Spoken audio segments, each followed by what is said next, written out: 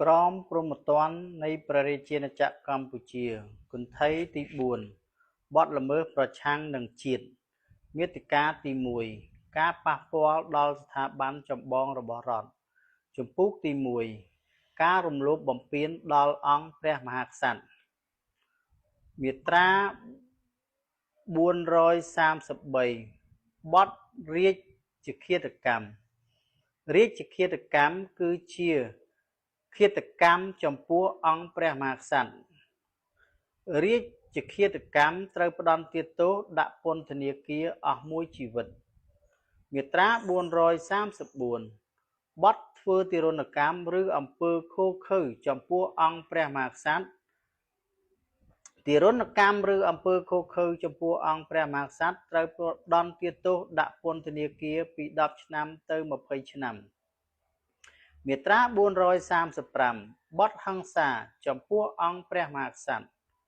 អំពើហិង្សាប្រព្រឹត្តដោយចេតនាចំពោះអង្គព្រះមហាក្សត្រត្រូវផ្តន្ទាទោសដាក់ពន្ធនាគារពី7ឆ្នាំទៅ15ឆ្នាំមាត្រា436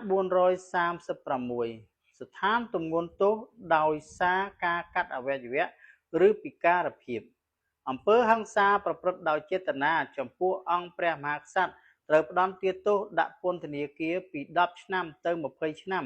កាលបើអំពើនោះនាំឲ្យមានការកាត់អวัยวៈឬពិការភាពជាអចិន្ត្រៃយ៍ដល់អង្គព្រះមហាក្សត្រមាត្រា437ស្ថានទម្ងន់ទោសដោយសារការចូលទីវង្គត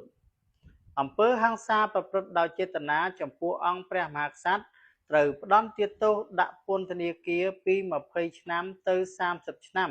កាលបើអំពើនេះនាំឲ្យមានការចូលទីវង្គតដោយគ្មានចេតនានឹងធ្វើឲ្យមានការចូលទីវង្គតទេមាត្រា438ទោសបន្ថែមប្រភេទនិងរយៈពេលចំពោះបទល្មើសដែលមានចែងក្នុងជំពូកនេះទោសបន្ថែមដូចតទៅនេះអាចត្រូវបានប្រកាស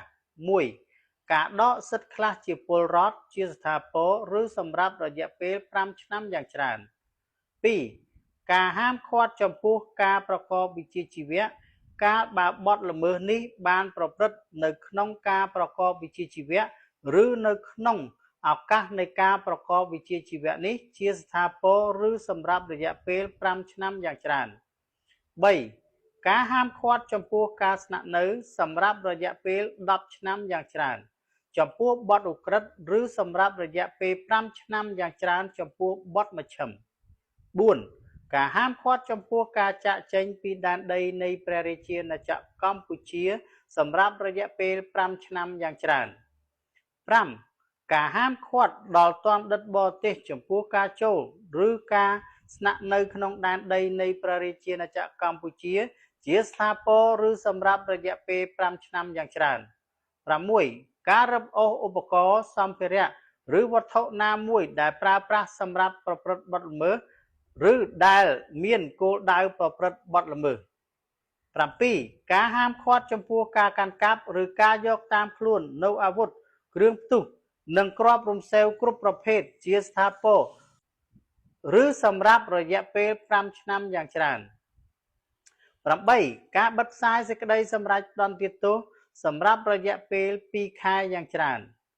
9. ការផ្សាយសេចក្តីសម្រេចផ្តន្ទាទោសនៅក្នុងសារព័ត៌មាន